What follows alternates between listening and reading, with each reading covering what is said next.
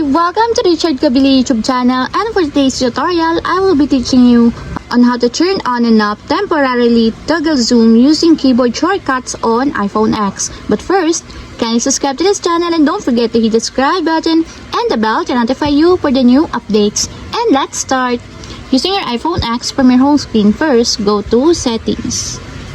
Then in the Settings, scroll down and find the Accessibility and then tap. Then in the accessibility, go to vision section and then tap the zoom. Then in this part in the zoom, scroll down and go to this section and then tap the keyboard shortcuts. Then in this part in the keyboard shortcuts, find the temporarily toggle zoom, and as you will see, there's a switch button located on the side of it. Then all you have to do is just tap it to enable until it becomes green. When enable, hold down the symbols to temporarily zoom in or out.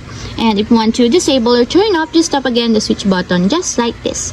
And that's it, we have successfully turned on and off temporarily toggle zoom using keyboard shortcuts on iPhone X. If you have a question, you can comment down below, and don't forget to hit the subscribe button and the bell to notify you for the new updates. And thank you for watching!